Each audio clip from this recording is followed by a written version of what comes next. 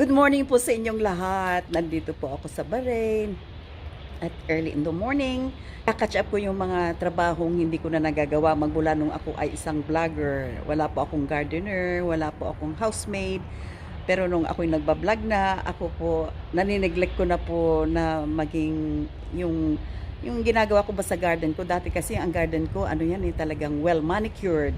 Ngayon po ay hindi ko na nagagawa. Ngayon I will catch up kasi look at my garden. This is how it looks now.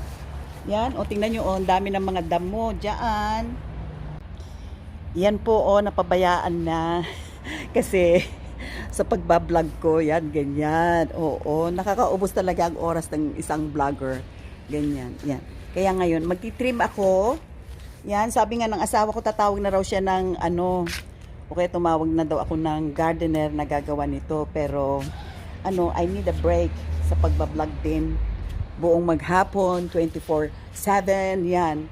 Yan neglected na ang garden ko. Yan, ganyan. Kaya itong lockdown, wala akong social interaction, nag-social distancing. It's high time for me to attend to other aspect of my life. Ayan, unfinished. Hindi ko pa na itatapon. Yan ang aking break. Yan po. Magpuputol po ako ngayon ng grass, ng mga puno. Magtitrim ako. Yan, kailangan nang itrim yung mga yan. Yan po. Okay po, simulan na po natin ang pagpuputol ko, ang pagga-garden ko. Yan. Marami pong advantages ang pagga-garden. That is the reasons why. Kaya gusto ko ako na lang ang magga-garden. Kasi unang-una, pagka kayo ang nagga-garden, meron na kayong form of exercise. Yan. Good form of exercise po yan. Lalo na sa mga may edad na. Nakatulad ko, yan. Tapos, siya, source of vitamin D. Ang katawan po natin, pag tayo na-expose sa sunshine, early morning sunshine, mga around 10 minutes, nakakakuha po tayo ng vitamin D, which is good for itong minerals na ito, ay good for our health. Okay, ang vitamin D ay importante po yan sa katawan natin kasi lacking of vitamin D daw sa katawan ay naglilid yan sa serious health consequences katulad ng osteoporosis, cancer, depression, muscle weakness, yan at yan. Another advantage o benefit ng nagga-garden, doing your own garden, ay nakakasave po kayo ng pera. Katulad ko, dito po kami sa Bahrain, ang bayad mo sa isang gardener na part-timer lang ay 30 BD. Ang isang BD po ay equivalent yun ng 134 pesos for 1 BD. Ganyan. Kaya kung nagbabayad ka ng 30 BD in a month, equivalent yun sa 4,000 plus pesos in a month. Kaya i-multiply mo ng 12, equivalent yun sa 48,000 pesos. Yan po ang masisave ninyo in a year pagka kayo ang para sa akin, yun ang nasa-save ko in a year if I will convert it into pesos. Yan, ang laki yun, para sa akin malaki na yun na naisasave ko. Tapos, ano pa ba? Ang pagga-garden ay isang stress reliever po yun sa akin. Pag nag-garden po ako, nagkakaroon pa ako ng mga self-satisfaction, panahon ko na nag-iisip, ini-clear ko yung mind ko, kumbaga sa anong panahon ko din yun na nakikinig ng music, ganyan, o kaya binubuksan ko yung radyo, doon ako nakikinig ng mga news. Yan po, yun po ang panahon ko na makinig ng radyo, makinig ng music, kasi para bang nakaupo ka, nakikinig ka ng music o kaya ng news. Di ba? What a waste of time. Di maganda yung nakikinig ka, ay may ginagawa ka din at the same time. Tapos yan, dahil meron kayong mga self-satisfaction, tsaka sense of achievement, masaya po ako pagkatapos kong mag-garden. Yan po ang mga advantages ng pag-garden ko. Meron po kaming automatic sprinkler, which means automatic po na nagdidilig ang aking garden, ganyan.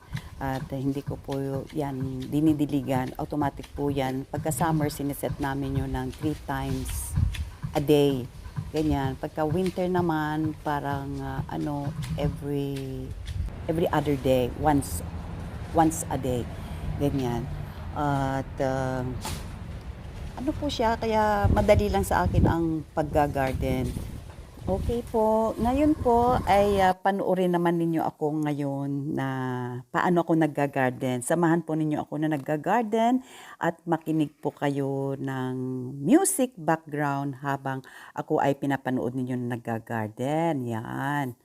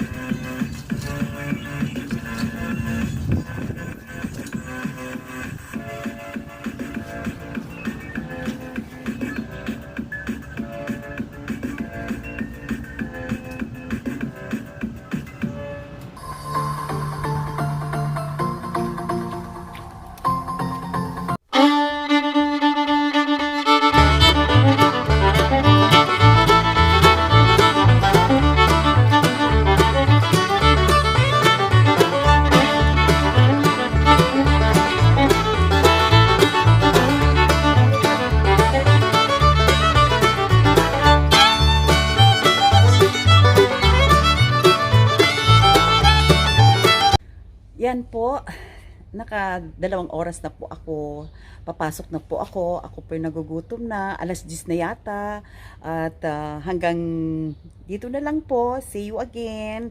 Kung hindi pa po kayo nakakapag-subscribe, please mag-subscribe po kayo kung nagugustuhan po ninyo ako, at kung hindi naman, ay paki-subscribe na rin. At saka mag-comment po naman kayo, mag-suggest po kayo kung ano yung how can I improve my vlogging, kung ano man yung gusto ninyong i-suggest na gusto ninyong gagawin ko. At paki-share na rin po. Okay po, ingat po kayo and keep healthy. Bye for now. See you. God bless. I love you all. Bye.